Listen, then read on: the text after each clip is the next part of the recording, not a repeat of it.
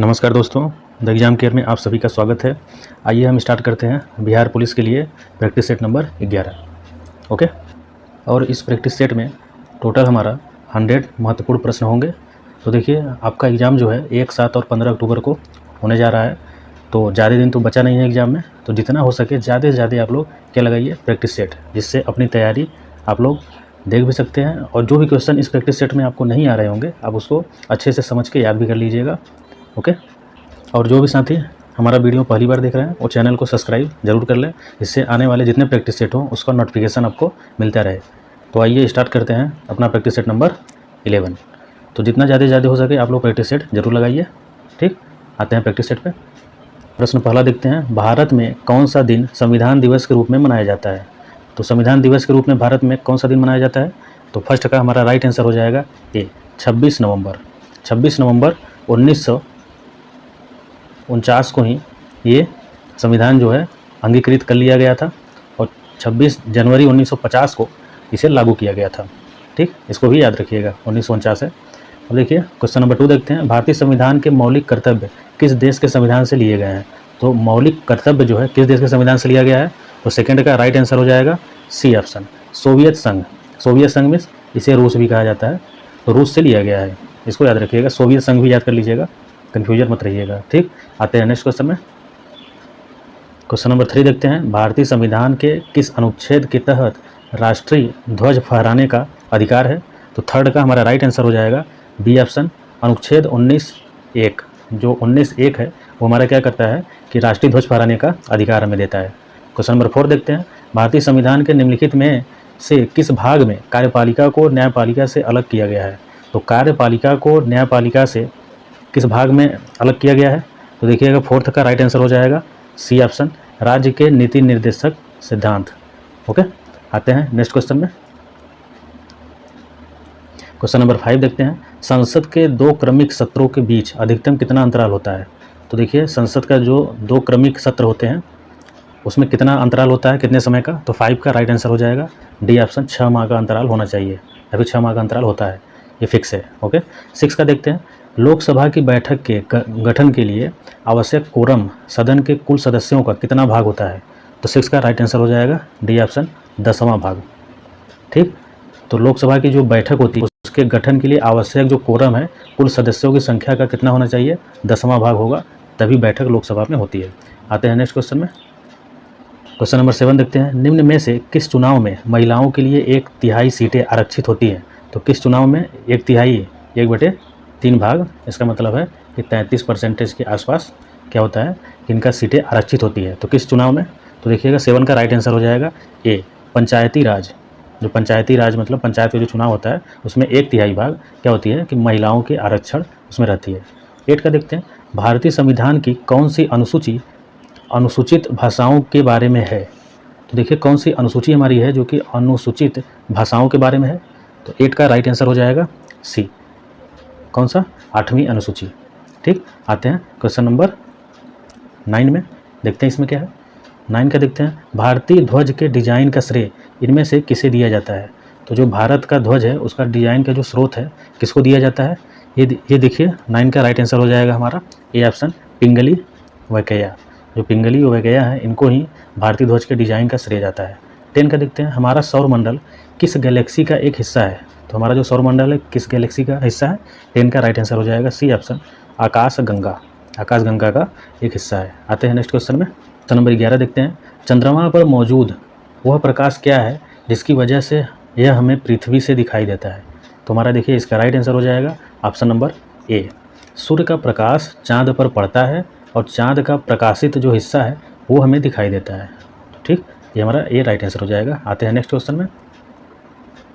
Question number 12, El Nino किस महासागर में तापमान असामान्यता को दर्शाता है? तो कौन से महासागर में हमारा एल नीनो क्या दर्शाता है? तापमान असामान्यता को दर्शाता है। तो 12 का राइट आंसर हो जाएगा बी ऑप्शन, प्रशांत महासागर। ठीक, आते हैं नेक्स्ट क्वेश्चन। क्वेश्चन नंबर 13 देखते हैं, रेशम उत्पादन की उत्पत्ति कहाँ हुई है? तो कहाँ पे हुई है? 13 का राइट आंसर हो जाएगा बी, चीन। चीन से रेशम उत्पादन स्टार्ट हुआ है।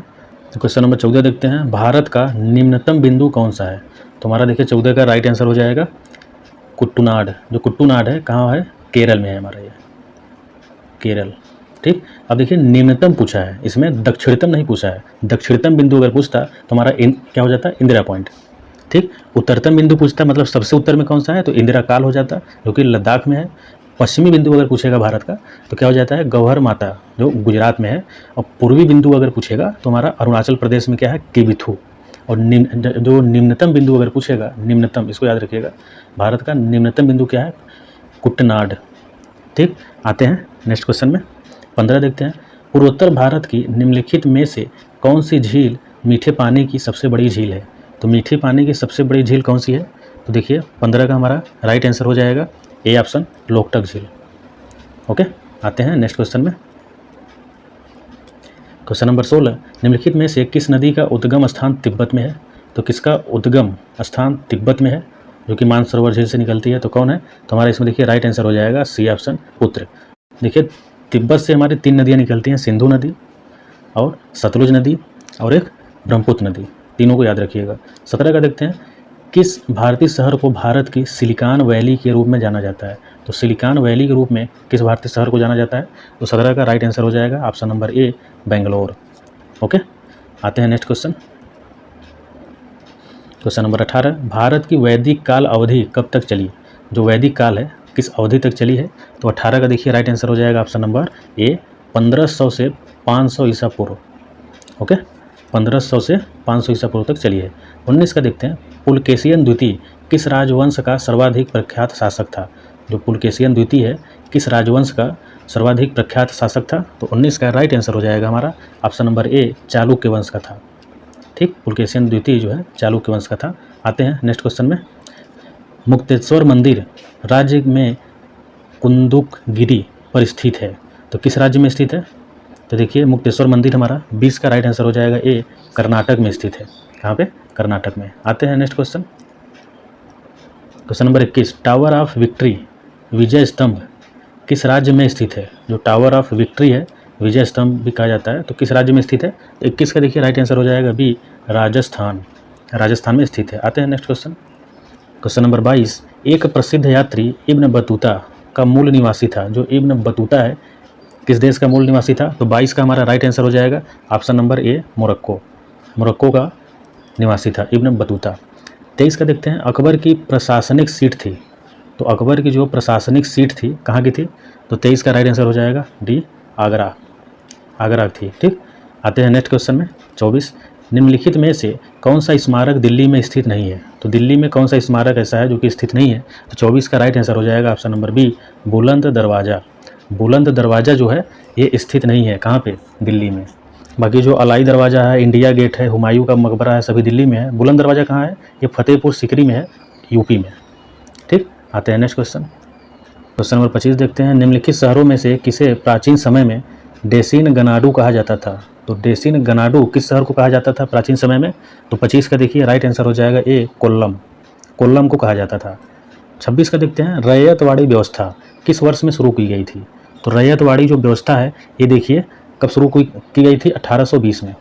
1820 में रैयतवाड़ी व्यवस्था शुरू की गई थी। देखिए जो रैयतवाड़ी व्यवस्था है कर्नल रीड के द्वारा लागू की गई थी। ठीक, 1820 में। आते हैं नेक्स्ट क्वेश्चन में। 27 देखते हैं, महात्मा गांधी ने पहली और अंतिम बार भारतीय राष्ट्रीय कांग्रेस के वार्षिक अधिवेशन की अध्यक्षता कहाँ की थी।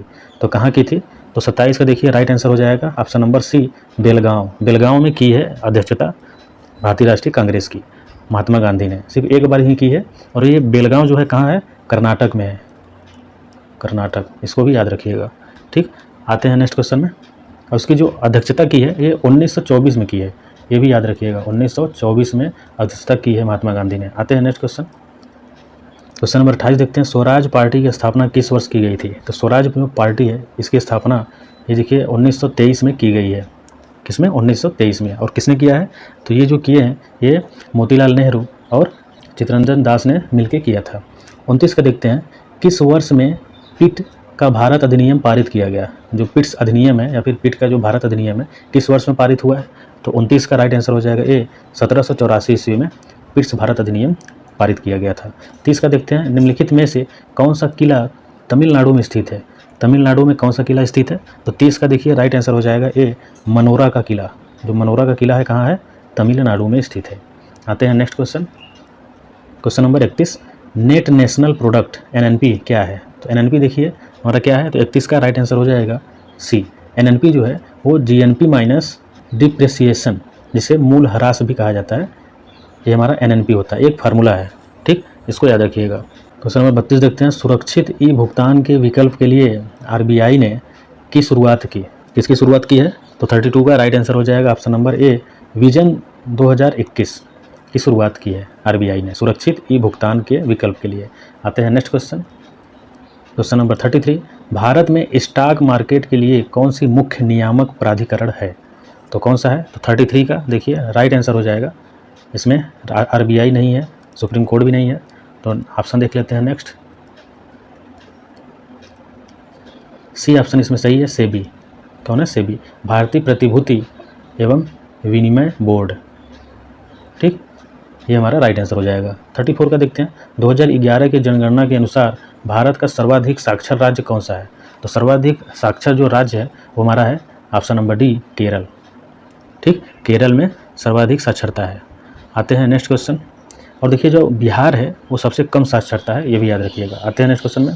क्वेश्चन नंबर 35, मृदा health card, soil health card के बारे में क्या सच नहीं है? तो क्या सच नहीं है इसमें? 35 का राइट आंसर हो जाएगा ऑप्शन नंबर ए, यह राज्य सरकार द्वारा प्रायोजित योजना है, ये गलत है। बाकी जो है मिट्टी के पोषक तत्वों पर बुनियादी इनपुट प्रदान करता है, ये हमारा सही है। किसानों की उत्पादकता में सुधार लाने में मदद करता है, ये भी सही है। फसल के लिहाज से उर्वरकों की सिफारिश करता है, ये भी सही है। तो हमारा ए ऑप्शन यहाँ पे मिस्टेक है, क्योंकि राज्य सरकार द्वारा नहीं, केंद्र सरकार द्वारा है ये। आते हैं नेक्स्ट क्वेश्चन। क्वेश्चन नंबर 36, प्रधानमंत्री सुरक्षा बीमा योजना के तहत जोखिम कवरेज कितना है? तो जोखिम जो कवरेज है प्रधानमंत्री सुरक्षा बीमा योजना के लिए कितना है? 36 का देखिए हमारा राइट आंसर हो जाएगा ऑप्शन नंबर ए, 2 लाख रुपए। ठीक, 37 का देखते हैं, किस मंत्रालय ने मिशन 41 के कार्यक्रम की शुरुआत की? तो मिशन 41 का जो कार्यक्रम है किसने शुरुआत की है, किस मंत्रालय ने? 37 का राइट आंसर हो जाएगा हमारा ऑप्शन नंबर ए, रेल मंत्रालय। आते हैं नेक्स्ट क्वेश्चन में। क्वेश्चन नंबर 38, एनआरएचएम का पूर्ण रूप क्या है? तो एनआरएचएम का पूर्ण रूप देखिए हमारा 38 का राइट आंसर हो जाएगा B option, national rural health mission. तो एनआरएचएम का फुल फॉर्म है, एन से नेशनल हो जाएगा, आर से रूरल और एच से हेल्थ, एम से मिशन। आते हैं 39 में, महाराष्ट्र के पारंपरिक लोक रंगमंच का नाम बताइए। तो देखिए पारंपरिक लोक रंगमंच का नाम क्या है महाराष्ट्र में? 39 का हमारा राइट आंसर हो जाएगा ऑप्शन सी, तमाशा। ठीक, वहाँ तमाशा कहा जाता है। आते हैं नेक्स्ट क्वेश्चन। क्वेश्चन नंबर 40 देखते हैं, लखनऊ जो कि कढ़ाई की किस पारंपरिक कला के लिए प्रसिद्ध है? तो 40 का राइट आंसर हमारा हो जाएगा option number C, chikankari. Chikankari के लिए प्रसिद्ध है। 41 देखते हैं, प्रसिद्ध बांग्ला उपन्यास पाथेर पंचाली के लेखक कौन है? जो पाथेर पंचाली है पहली चीज़ की बांग्ला उपन्यास है, ये भी याद रखिएगा। और ये इसके लेखक कौन है? तो 41 का हमारा राइट आंसर हो जाएगा ऑप्शन नंबर विभूति भूषण बंदोपाध्याय। विभूति भूषण बंदोपाध्याय हमारे पाथेर पंचाली के लेखक हैं। आते हैं नेक्स्ट क्वेश्चन में। क्वेश्चन नंबर 42, वैश्विक स्तर पर विश्व साइकिल दिवस कब मनाया जाता है? तो विश्व साइकिल दिवस कब मनाया जाता है? वैश्विक स्तर की बात कर रहा है, तो 42 का हमारा राइट आंसर हो जाएगा सी ऑप्शन, 3 जून को विश्व साइकिल दिवस मनाया जाता है। 43 में देखते हैं, प्रथम ज्ञानपीठ पुरस्कार विजेता कौन थे? तो जो प्रथम ज्ञानपीठ पुरस्कार है ये साहित्य के क्षेत्र में सर्वोच्च पुरस्कार है। और 43 का राइट आंसर हमारा हो जाएगा यहाँ पे सी ऑप्शन, जी शंकर कुरूप। जी शंकर कुरूप जो हैं उन्हें ही प्रथम ज्ञानपीठ पुरस्कार मिला था। आते हैं नेक्स्ट क्वेश्चन में। क्वेश्चन नंबर 44, संयुक्त राष्ट्र महासभा के 8वें सत्र के महिला अध्यक्ष के रूप में चुने जाने वाले पहली भारतीय कौन थी? तो संयुक्त राष्ट्र महासभा के 8वें सत्र के महिला अध्यक्ष, देखिए कौन सा महिला अध्यक्ष के रूप में चुने जाने वाली प्रथम मतलब पहली भारतीय कौन थी? तो 44 का हमारा राइट आंसर यहाँ पे हो जाएगा ऑप्शन नंबर ए, विजय लक्ष्मी पंडित। विजय लक्ष्मी पंडित थी। आते हैं नेक्स्ट क्वेश्चन। क्वेश्चन नंबर 45, इनमें से किस अंतर्राष्ट्रीय संगठन का मुख्यालय वाशिंगटन डीसी में स्थित है? तो किस अंतर्राष्ट्रीय संगठन का मुख्यालय जो है वाशिंगटन डीसी में स्थित है? तो 45 का देखिए राइट आंसर हो जाएगा ए ऑप्शन, अंतर्राष्ट्रीय मुद्रा कोष। जो अंतर्राष्ट्रीय मुद्रा कोष है वाशिंगटन डीसी में स्थित है। 46, बीमर शब्द का किस खेल से संबंधित है? जो बीमर शब्द है किस खेल से संबंधित है? तो 46 का हमारा राइट आंसर हो जाएगा बी, क्रिकेट। क्रिकेट से संबंधित है। क्वेश्चन नंबर 47, विंडोज़ 10 पर वॉल्यूम बढ़ाने के लिए किस कुंजी को दबाना होगा? तो विंडोज़ 10 अगर है तो उसमें वॉल्यूम मतलब आवाज़ को, अगर हमें वॉइस को बढ़ाना है तो किस कुंजी का प्रयोग करेंगे, किस की का प्रयोग करेंगे? तो 47 का राइट आंसर हो जाएगा ऑप्शन नंबर डी, F8। जो F8 फंक्शन है उसी को प्रेस करेंगे तो हमारा वॉल्यूम क्या होगा, इंक्रीज कर जाएगा, बढ़ जाएगा। 48 देखते हैं, जावा स्क्रिप्ट प्रोग्रामिंग भाषा किस वर्ष प्रचलित या फिर अस्तित्व में आई थी? तो जो हमारा जावा स्क्रिप्ट है, जो एक प्रकार का ये भाषा है, जैसे C++ क्या है, एक प्रकार का प्रोग्राम है भाषा का, ऐसे ही जावा स्क्रिप्ट जो प्रोग्रामिंग भाषा है किस वर्ष अस्तित्व में आई है? तो 48 का राइट आंसर हो जाएगा ऑप्शन नंबर ए, 1995। ठीक, आते हैं नेक्स्ट क्वेश्चन 49 का। निम्नलिखित में कौन एक ऑपरेटिंग तंत्र नहीं है? नहीं की बात कर रहा है, इस पर थोड़ा ज़्यादा ध्यान दिया करिए। ऑपरेटिंग सिस्टम कौन नहीं है? तो 49 का राइट आंसर हो जाएगा ऑप्शन नंबर डी, ओपेरा। जो ओपेरा है ये हमारा ऑपरेटिंग सिस्टम नहीं है, ऑपरेटिंग तंत्र नहीं है। बाकी जो एंड्रॉयड है, iOS है, विस्टा है, सभी हमारा ऑपरेटिंग तंत्र है, लेकिन ओपेरा हमारा ऑपरेटिंग तंत्र नहीं है। आते हैं next question, question number 50। Do no evil tagline किसकी है? तो डू नो इविल जो टैगलाइन है किसकी है? 50 का राइट आंसर हो जाएगा ऑप्शन नंबर सी, गूगल का टैगलाइन है। 51 देखते हैं, ध्वनि तरंगों से कौन सा शब्द जुड़ा हुआ नहीं है? तो कौन नहीं है, नहीं पे ध्यान दीजिए, कौन नहीं है, किससे? ध्वनि तरंगों से कौन नहीं जुड़ा है? तो 51 का राइट आंसर हो जाएगा option number C, Cadila. Cadila नहीं जुड़ा हुआ है। ठीक, बाकी जो मैक है, डेसिबल है, हर्ट्ज है, सभी ध्वनि से जुड़े हुए हैं। कैंडिला जो है वो ज्योति तीव्रता का मात्रक है, ध्वनि से रिलेट नहीं करता है। आते हैं नेक्स्ट क्वेश्चन में, क्वेश्चन नंबर 52। यदि कोई वस्तु अपनी विरामावस्था या गतिमान अवस्था में परिवर्तन का विरोध करती है तो उनकी यह स्वाभाविक प्रवृत्ति क्या कहलाती है? तो 52 का देखिए राइट आंसर हो जाएगा ए, जड़त्व। ये जड़त्व का ही नियम है क्या, कि अगर कोई विरामावस्था में है या फिर गतिमान अवस्था में है तो अपने परिवर्तन का क्या करती है, हमेशा विरोध करती है। ठीक, जड़त्व आंसर सही है।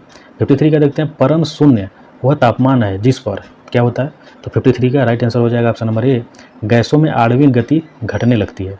अगर परम शून्य तापमान है तो वहाँ पे क्या होगा कि गैसों का जो आणविक गति है, अणुओं की गति क्या होगी, घटने लगेगी।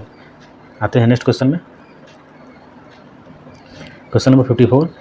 उस परिघटना प्रकाश के प्रकीर्णन द्वारा संचालित जो है का क्या नाम है जिसमें सूर्योदय और सूर्यास्त के समय पहाड़ियों की चोटियाँ गुलाबी या नारंगी रंग की हो जाती हैं?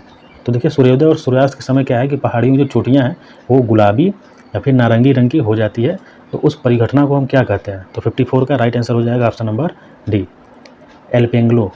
क्या कहेंगे? एल्पेंग्लो। क्वेश्चन नंबर 55 देखते हैं, एक पायस जो इमल्सन भी कहा जाता है किसका कोलाइडी विलयन होता है? तो जो पायस है हमारा, जिसे इमल्सन कहेंगे, कोलाइडी विलयन किसका होता है? तो 55 का हमारा राइट आंसर हो जाएगा ए, द्रव में द्रव। क्या होता है? द्रव में द्रव। आते हैं नेक्स्ट क्वेश्चन, क्वेश्चन नंबर 56। लोहे को जंग लगने से बचाने के लिए उस पर जस्ते की परत चढ़ाने की प्रक्रिया को किस रूप में जाना जाता है? तो देखिए ऑप्शन देख लेते हैं इसका। तो हमारा देखिए इसमें राइट आंसर हो जाएगा 56 का सी ऑप्शन, गैल्वेनीकरण। ओके, आते हैं 57 में, निम्नलिखित में से कौन सी एक अक्रिय गैस है जो सामान्यतः लाइट बल्बों में पाई जाती है? जो हमारा लाइट बल्ब होते हैं उसमें कौन सी एक अक्रिय गैस हमेशा पाई जाती है सामान्यतः? तो 57 का राइट आंसर हो जाएगा ऑप्शन नंबर ए, आर्गन। उस बल्ब में आर्गन गैस भरी होती है। 58 में देखते हैं, अंतरिक्ष यानों में ईंधन को जमने से बचाने के लिए किसका प्रयोग किया जाता है? तो जो अंतरिक्ष यान होते हैं उसमें ईंधन को जमने से बचाने के लिए किसका प्रयोग किया जाता है? तो 58 का देखिए राइट आंसर हो जाएगा हमारा ऑप्शन नंबर बी, ग्लाइकॉल। क्योंकि अगर अंतरिक्ष में जाएंगे तो वहाँ पे क्या होता है, बहुत ज़्यादा ठंड होती है, इसका मतलब है माइनस में टेम्परेचर पहुँच जाता है, तो उसको जो है ईंधन को जमने से बचाने के लिए हम क्या यूज़ करते हैं, वहाँ पे ग्लाइकॉल यूज़ किया जाता है। ठीक, आते हैं next question, question number 59। Mitochondria के बारे में निम्नलिखित में से कौन सा कथन सही है? तो जो माइटोकॉन्ड्रिया है इसके बारे में कौन सा कथन सही है, सिर्फ सही बताना है। तो 59 का देखिए राइट आंसर हमारा है ऑप्शन नंबर सी, बाहरी झिल्ली के बिना माइटोकॉन्ड्रिया को माइटोप्लास्ट कहा जाता है। अगर माइटोकॉन्ड्रिया में बाहरी झिल्ली नहीं है तो उसको क्या कहेंगे, माइटोकॉन्ड्रिया को क्या कहा जाएगा, माइटोप्लास्ट कहा जाता है। ठीक, सिर्फ हमारा सी ऑप्शन सही है। ओके, आते हैं नेक्स्ट क्वेश्चन, क्वेश्चन नंबर 60। निम्नलिखित में से किस रूप में कार्बोहाइड्रेट हमारे शरीर में संचित होते हैं? तो जो कार्बोहाइड्रेट है वो हमारे शरीर में किस रूप में संचित होते हैं? तो 60 का देखिए राइट आंसर हो जाएगा option number C, glycogen. Glycogen के रूप में संचित होते हैं कार्बोहाइड्रेट। 61 में देखते हैं, निम्नलिखित में से किस प्रकार के जीव में स्वपोषी पोषण पाया जाता है? तो किस प्रकार के जीवों में स्वपोषी पोषण पाया जाता है? तो 61 का हमारा राइट आंसर हो जाएगा ऑप्शन नंबर डी, जीवाणु। जीवाणु हमारा क्या है, एक प्रकार का स्वपोषी। आते हैं नेक्स्ट क्वेश्चन।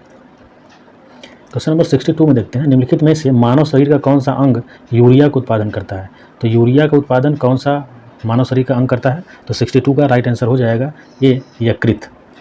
यकृत हमारा यूरिया का उत्पादन करता है। ठीक, आते हैं नेक्स्ट क्वेश्चन में। 63, किस राज्य में मानस टाइगर रिजर्व है? तो जो मानस टाइगर रिजर्व है किस राज्य में हमारा है? तो 63 का राइट आंसर हो जाएगा option number C, Assam. Assam राज्य में हमारा मानस टाइगर रिजर्व है। आते हैं नेक्स्ट क्वेश्चन में। 64, सिपरी रिपोर्ट 2022 के अनुसार विश्व का दूसरा सर्वाधिक शस्त्र निर्यातक देश है, तो कौन है? तो 64 का राइट आंसर हो जाएगा ऑप्शन नंबर सी, रूस। रूस हमारा है। इसको याद रखिएगा कि जो सिपरी रिपोर्ट है उसके अनुसार विश्व का दूसरा सर्वाधिक शस्त्र निर्यातक देश है। आते हैं नेक्स्ट क्वेश्चन में। क्वेश्चन नंबर 65, विश्व बैंक द्वारा जारी विश्व विकास संकेतक 2021 के अनुसार सकल राष्ट्रीय आय में भारत का क्रम कौन सा है? तो 65 का राइट आंसर हो जाएगा ऑप्शन नंबर ए, 5वां है। 66 का देखते हैं, विश्व बैंक द्वारा जारी विश्व विकास संकेतक 2021 के अनुसार विश्व का सर्वाधिक जनघनत्व वाला देश कौन सा है? तो 66 का राइट आंसर हो जाएगा ऑप्शन नंबर डी, मकाऊ, चीन। मकाऊ चीन जो है विश्व का सबसे जनघनत्व वाला देश है। आते हैं नेक्स्ट क्वेश्चन में। नंबर 67, विश्व बैंक प्रॉस्पेक्टस 2022 के अनुसार भारत का जीवन प्रत्याशा कितना आंका गया है? तो कितना आंका गया है? तो 67 का देखिए राइट आंसर हो जाएगा हमारा ऑप्शन नंबर बी, 70। ठीक, 68 में देखते हैं, अक्टूबर 2022 में धर्मांतरण कर चुके दलितों के अनुसूचित जाति जनजाति दर्जे पर विचार करने के लिए किसकी अध्यक्षता में एक आयोग का गठन किया गया? तो 68 का राइट आंसर हो जाएगा हमारा option number A, K G. Balakrishnan की अध्यक्षता में आयोग गठन हुआ है। आते हैं नेक्स्ट क्वेश्चन। क्वेश्चन नंबर 69, अक्टूबर 2022 में सशस्त्र सेना युद्ध हताहत कल्याण कोष में योगदान के लिए किस वेबसाइट का शुभारंभ किया गया? तो 69 का देखिए राइट आंसर हो जाएगा डी, माँ भारती के दूत सपूत। माँ भारती के सपूत वेबसाइट के शुभारंभ किया गया है। आते हैं नेक्स्ट क्वेश्चन में। क्वेश्चन नंबर 70, अक्टूबर 2022 में इंटरनेशनल ईयर ऑफ मिलेट्स 2023 को बढ़ावा देने के लिए कृषि और किसान कल्याण विभाग एवं किस संस्था के बीच समझौता ज्ञापन पर हस्ताक्षर किए गए? तो 70 का राइट आंसर हमारा हो जाएगा option number B, national agriculture cooperative marketing federation of India limited, NAFED।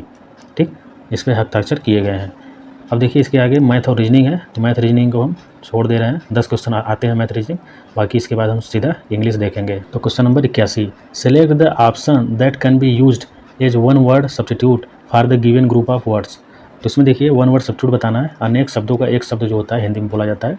तो हमारा क्या है कि something that can not be handle easily, तो इसका वन वर्ड में हम क्या कर सकते हैं? तो 81 का देखिए हमारा राइट आंसर इसमें हो जाएगा ऑप्शन नंबर सी, अनवाइडली। ठीक, अनवाइडली। Question number 82, select the most appropriate option that can substitute the underline segment in a given sentence, there is no need to substitute it, select no substitution required. तो हमारा जो underline यहाँ पे किया गया है इतना, इसके ये हमारा सही है तो हमारा क्या हो जाएगा? नो सब्स्टिट्यूशन रिक्वायर्ड हो जाएगा। अगर गलत है तो इसी जगह हम क्या लिख सकते हैं? तो 82 का देखिए राइट आंसर हो जाएगा हमारा बी, वी हैड इटेन।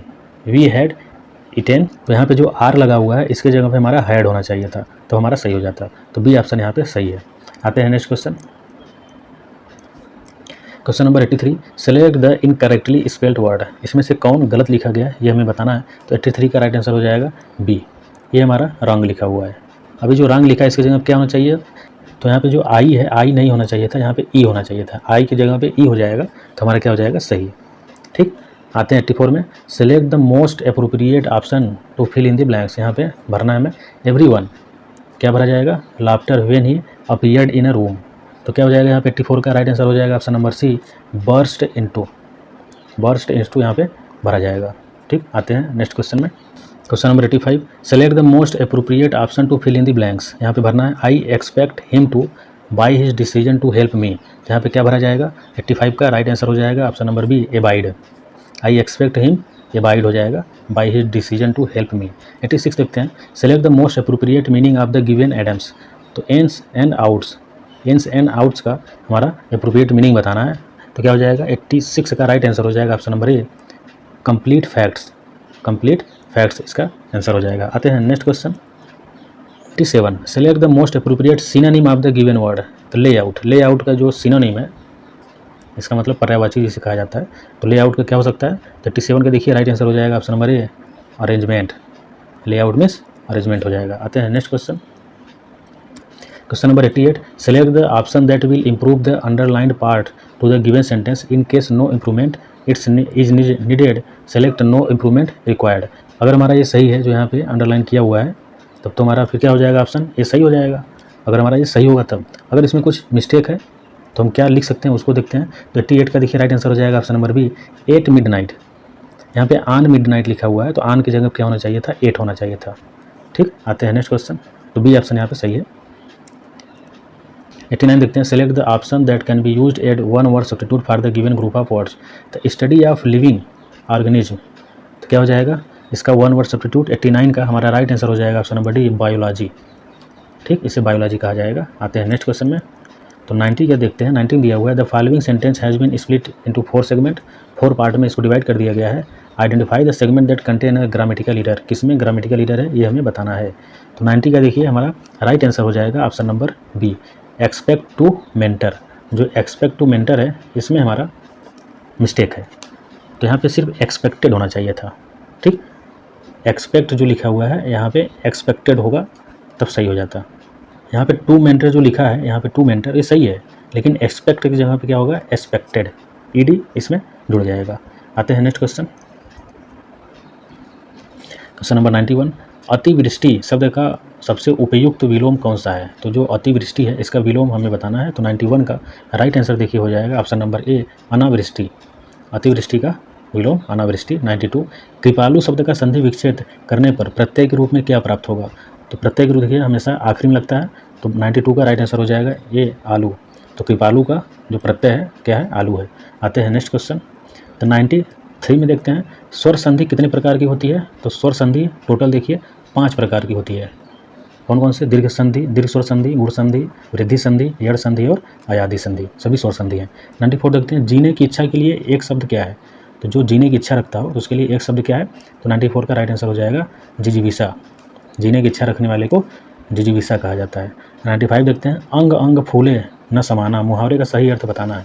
तो अंग अंग फूले न समाना, इस मुहावरे का सही अर्थ क्या हो जाएगा। तो 95 का राइट आंसर हो जाएगा ऑप्शन नंबर सी, बहुत आनंदित होना। ठीक, आते हैं नेक्स्ट क्वेश्चन। तो 96 का देखते हैं सही अर्थ वाला शब्द युग्म कौन सा है। तो सही अर्थ वाला युग्म जो है कौन सा है। तो 96 का राइट आंसर हो जाएगा ऑप्शन नंबर ए, आकार, आकर, आकार। जो आकर पहला है उसका अर्थ जो होता है खान होता है, और जो आकार है उसका अर्थ होता है आकृति। ये हमारा सही है। बाकी जो कुल कुल वंश शीतल है, इस कुल का अर्थ वंश है लेकिन इस कुल का शीतल, ये हमारा मिस्टेक है, गलत है। इस कुल का अर्थ होना चाहिए था किनारा। ठीक, ऐसे सभी हमारा गलत है, सिर्फ एक ही सही है हमारा ऑप्शन नंबर ए। 97 देखते हैं पत्र शब्द का अर्थ नहीं होता। जो पत्र है उस शब्द का क्या अर्थ नहीं होता। तो 97 का ऑप्शन हो जाएगा डी, लेख। जो पत्र है उसका अर्थ लेख नहीं होता, बाकी पत्र से पंख होता है, पत्ता भी होता है, चिट्ठी भी होती है। ठीक, आते हैं नेक्स्ट क्वेश्चन। क्वेश्चन नंबर 98 निम्न में कौन सा शब्द अनेकार्थ है। तो किसका एक से अधिक अर्थ है वो हमें बताना है। तो 98 का राइट आंसर हो जाएगा ऑप्शन नंबर सी, अंबर। अंबर का जो है एक प्रकार का अनेकार्थ शब्द है, बाकी जो साहस, पुस्तक और बालक सभी एकार्थ शब्द हैं, सिर्फ एक ही अर्थ निकलते हैं इसके। अंबर के एक से ज़्यादा अर्थ निकलते हैं। 99 देखते हैं चांदनी का समानार्थी निम्नलिखित में से कौन सा नहीं है। तो नहीं के बारे में बात कर रहा है, ये भी हमेशा एग्जाम में ध्यान दिया करिए। तो समानार्थी, चांदनी का जो समानार्थी शब्द है एक तरह से सिनोनिम, कौन सा नहीं है। तो 99 का राइट आंसर हो जाएगा ए, बिजली। बाकी चांदनी का अर्थ चमक होता है, ज्योत्सना भी है, रोशनी भी है, बिजली नहीं होता। ठीक, तो हमारा ये सही हो जाएगा। आते हैं क्वेश्चन नंबर 100 में देखते हैं। 100 दिया हुआ है इनमें से एक शब्द मछली का पर्यायवाची नहीं है। फिर से देखिए नहीं के बारे में, किसका, मछली का पर्यायवाची इसमें से कौन नहीं है। ऑप्शन नंबर हो जाएगा डी, जलोदरी। बाकी जो मछली है उसका मत्स्य भी होता है, सफरी भी होता है, मीन भी होता है, जलोदरी नहीं होता। तो दोस्तों प्रैक्टिस सेशन यहाँ पे समाप्त हो चुका है। उम्मीद करता हूँ कि आपको वीडियो पसंद आया होगा। अगर आपको वीडियो अच्छा लगे तो लाइक ज़रूर करिएगा और साथ ही चैनल को सब्सक्राइब भी ज़रूर कर लीजिएगा, ताकि हम आपके लिए ऐसे वीडियो जो भी प्रैक्टिस सेट के हों लाते रहें। तो मिलते हैं अगले वीडियो में, तब तक के लिए नमस्कार।